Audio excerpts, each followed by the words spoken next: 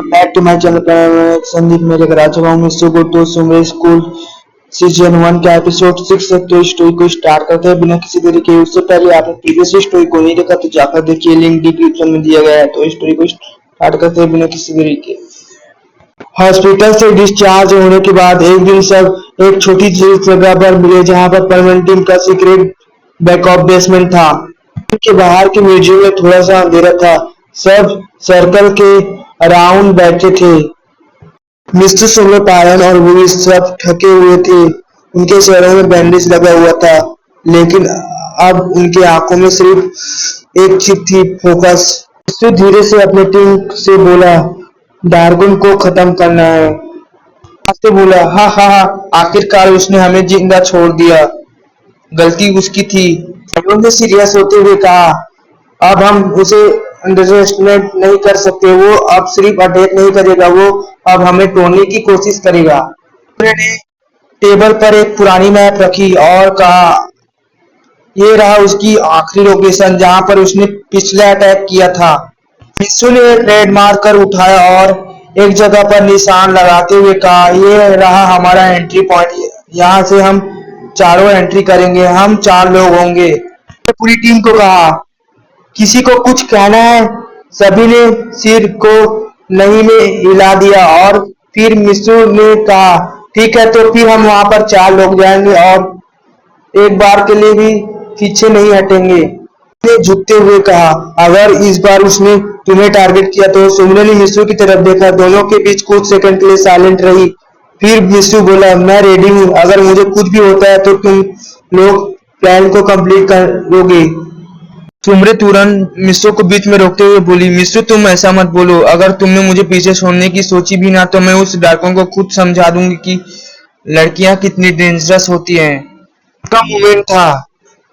पहली बार इस टेंशन के मूड में भी सब मुस्कुरा दिए। उसके बाद मिस्सू और सुमरे मिस्सू के लाइब्रेरी के टेरेस के ऊपर चले गए और बाकी टीम प्लानिंग कर रही थी। टेरेस का सीन दिखाया जाता है। टेरेस के ऊपर हवा तेज चल रही थी। सुमे रेलिंग के पास में खड़ी थी। तभी उसके पीछे मिस्सू आया। मिस्सू को धीरे से बोली, तुम्हें पता है मिस्सू, अब मुझे डर नहीं लगता क्योंकि अब तुम मेरे साथ हो। मिस्सू उसके पास आया। उसने उसकी आंखों में देखा और कहा, मुझे भी, लेकिन इस मिशन के बाद मैं तुम्हें कुछ कहना चाहता हूँ बहुत टाइम से। उसकी आंखों में स्पेकल आया। उसने कुछ जवाब नहीं दिया। आंखों में स्पेकल आ गया, लेकिन उसने कुछ नहीं बोला, सिर्फ एक हल्का सा स्माइल दिया। लास्ट में अपनी बात को एंड करते हुए कहा, तब तक के लिए बच के रहना, मेरे साथ रहना। उन्होंने आगे हाथ बढ़ाया और कहा, तुम मेरे साथ रहना। उन्होंने एक दूसरे का हाथ पकड़ा, बिना किसी मास्क के, बिना किसी पावर के, बिना किसी फाइट के, सिर्फ 2 लोग। पीछे से पायो ने आवाज देते हुए बोला, ओए लवर्स, प्लानिंग कंप्लीट है, जल्दी चलो। दोनों थोड़ा शर्मा जाते हैं। सब रेडी थे। अगला अटैक उनका आखिरी अटैक हो सकता था, पर अब कोई डर नहीं था। रात को 1:30 बज रहे थे। स्काई डार्क था। कहीं कहीं रेड लाइट ब्लिंक कर रही थी। डार्कन के सर्विस लाइन ड्रोन से हर जगह पर एक्टिव थे। परमानेंट टीम साइलेंटली एक अंडरग्राउंड मेट्रो टनल के पास खड़ी थी। सब कुछ प्लानिंग के अकॉर्डिंग था, पर कुछ तो ऑफ था। पायन के कान में धीरे से कहा, टनल के सेंसर डीएक्टिवेट है। डार्कुन इतना केयरलेस कैसे हो सकता है? पायोन जवाब देते हुए धीरे से बोला, या फिर ये ही उसका प्लान है। वो भी ड्रोन जंपर एक्टिवेट करता है। सुमरे साइलेंटली स्टेप आगे बढ़ाती है। सेकंड पे नजर, हर कॉर्नर पे गार्ड खड़े हुए थे। अंदर जाके सब एक पुराने चैम्बर में पहुंचते हैं। वहां काफी मशीन और मॉनिटर लगाए गए थे। सडनली एक बिग स्क्रीन एक्टिवेट होती है। डार्कन का डिस्ट्रॉयड वॉइस सुनाई देता है, तुम सब इतना प्रोटेक्टेबल हो गए हो। हर बार एक प्लान, हर बार एक हीरो। इस बार मैंने तुम सबके बीच में से एक को तोड़ने का प्लान बनाया है।